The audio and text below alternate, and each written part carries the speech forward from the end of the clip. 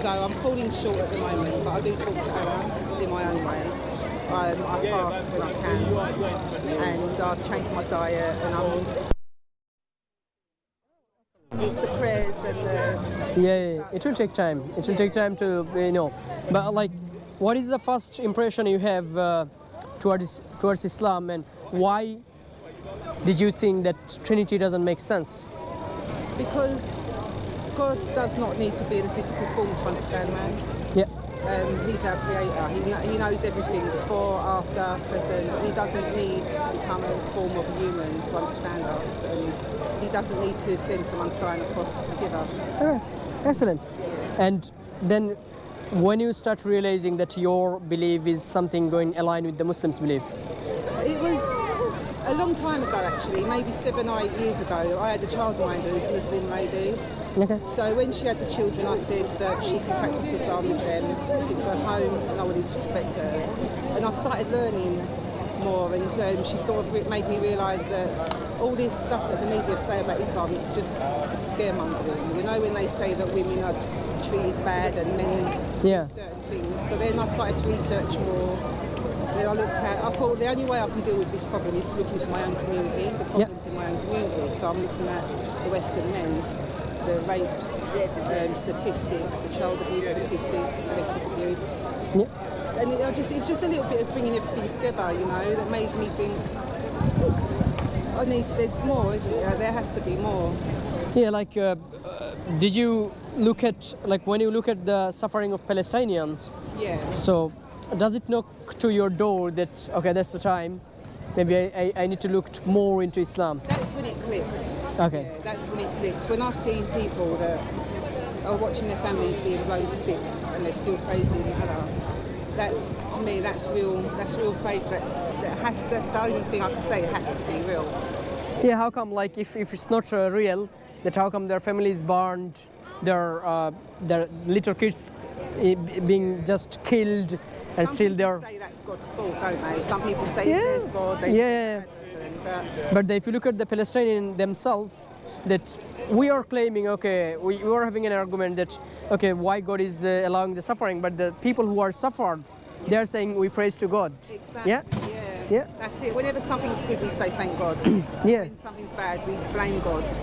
So their faith, the strength of Palestinians' faith, really attract you to. That's what made it solid. Be more closer to Islam. Okay, excellent. Then, like, when you took Shahada, sorry? 3 weeks ago. It'll be 3 weeks on Sunday. Oh, mashallah, mashallah. Thank you. All right. So on the next morning, I did an all-day fast to sort of cleanse myself. Alhamdulillah. And then I thought that, because obviously before that I was eating pork and halal, non-halal food, so I wanted to cleanse my body. I wanted to sort of give something back to Allah. Alhamdulillah, yeah. Alhamdulillah. So, do you join any sister circle or? Luckily, when I was out today, I found a nice man that gave me some information, and he's got a sister that's going to contact me. I've got another friend that she doesn't live locally, but we're having a meeting tomorrow. Okay. And she's going to sort of... So I can give you a number of the sister circle for only the new Muslim who become Muslim, the sisters who become Muslim. There is a sisters panel. Yeah. They will teach you everything from the wudu and all of those things are free of cost. You don't need to pay anything. So I can give you the number. They're in East London Mosque. Yeah. So if you just call them and tell my name, this brother Nazmul gave the number.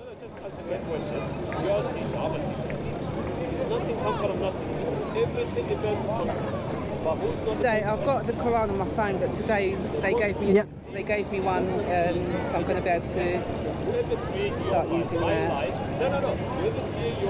And obviously I know that Sis Sarah, it's preferable to pray in Arabic, obviously. Yeah. But obviously until I learn, can I pray in English? Yeah, let me just see if we do you have any prayer mat? It's not a prayer mat, no. They gave me a Quran, but I don't have a prayer mat. Okay, 1 second, let me just check. Brother, can you check, is there a prayer mat or not? Is there any prayer mat? Ask Hamza if he does have any prayer mat. Yes, I just got the book. Yeah, you got the Quran, yeah, no problem. So you can contact Sister Sarah So you have a prayer mat which will direct you when you stand for prayer, it will direct you how to pray and all of those things. So it can be helpful for you as well. So what will be your message to the people who say, look at the things, why Palestinian is suffering, there is God, if there is God, but at the same time you are looking at the suffering of the Palestinian and you become Muslim. What will be the message for them, to the people? First of all, that we have to understand that in Islam there's no death, is there, in this world? Yeah.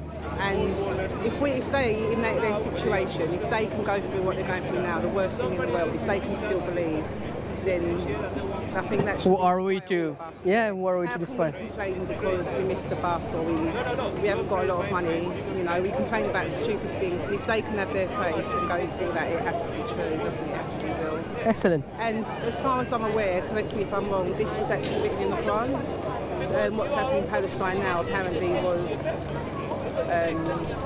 It was written. I don't know how true that is. This is something I was told. That's not written. Like actually, it's not directly written. Yeah. So there is obviously there will be the calamities before the end of the world. Yeah. So yeah, there's some kind of indication of these kind of things. So that's not actually written. So what we are saying in this at the end, alhamdulillah, you see the praise to Allah that Allah gave you the right path. You see, we spent all of our time, all of our money, all of our yachts, all of our time to get the happiness and all of those things, but you get the ultimate happiness when you find God, when you be connected with your Creator. How do you feel to be a Muslim? I feel safe, I feel happy, I feel welcome, I feel accepted. This is the first time I've been in any community that I feel like I belong. Really? Yeah. Okay, alhamdulillah. That's this says the brotherhood or sisterhood in Islam. Yeah. Once someone takes shahada, we consider them as a family. Yeah. We believe they are a family member, like the other people in Islam. Even if we have any family member who are not Muslim, the other people who are Muslim, they are more closer than this family member. Yeah. That's what the Muslim bond works. No, so much love. It feels. Yeah. It feels really so she's she's revered. So yeah, if you can take a prayer moment, inshallah. Yeah. So alhamdulillah, Allah make it easy for you, for your journey. Yeah, it's a journey, step by step. Don't need to be too rush and don't need to be too slow. In hadith it says طلب العلم فريضة على كل مسلم, meaning seeking the knowledge is mandatory for all Muslim men and women. It doesn't matter whether you by born Muslim or whether you later accepted Islam or whether you revert. You have to take knowledge and you have to acquire knowledge. That's the fundamental belief and fundamental requirement to be a Muslim and to be continued as a Muslim. Yeah. So we learn every day. We learn every single day. Alhamdulillah, you accepted Islam. That's just starting of your journey, isn't it? So I feel like a new woman already. Alhamdulillah. You see, when you still falling short. I'm still, like I say, I'm smoking. Yeah, it will go step by step, inshallah. So when you take shahada, you become a newborn baby. You see, we say Ashhadu an la ilaha illallah wa ashhadu anna Muhammadan Rasulullah. So what we are saying is, we are rejecting idolatry. We are rejecting the idea where someone else is God, Jesus is God, or a stone is God, a tree is God, or paganism. We're rejecting all of those things and we're just accepting the monotheism. We're accepting one true God. Yeah. So that's the reason that when you reject everything for the sake of Allah, that's the reason Allah forgive us. Yes. And whatever you did previously will be forgiven. Right? That's the beauty of Islam. Whatever you did. When I was angry with God before I took my shahada, I was saying, no, he doesn't exist. I was angry because I lost my brother. He'll forgive me because. Thank you so much. Yeah, it is the indicator. So when you open it, it will show the indication how to pray. It will. I think it's self-explanatory. It's self-explanatory. Once you open it up, you'll see. Thank you. I'm still very new, so I'm still learning. So that means a lot to me. Yeah, no problem. Inshallah, Allah will help you in every single way. Look, Allah helped you to come from Christianity to Islam. Why not just you become Muslim now? So Allah will help you in every single way, inshallah. Yeah. It's been very nice to speak to you. You too. Yeah, take care of yourself and welcome to Islam again. Thank you. Yeah, really take care. Yeah, bye. Thank you. Bye bye. Alhamdulillah Rabbil Alameen. This sister, she became Muslim just looking at the suffering of Palestinians, and she felt that if the Palestinians suffer so much and still they are believing in Allah and they are praising to Allah, this belief has to be truth, and that's the reason it's pushed her to become Muslim, and alhamdulillah she became Muslim. May Allah accept her. May Allah give her ease. May Allah make easy for her to be continuous as Muslim. Jazakallah khair. Assalamu alaikum wa rahmatullah.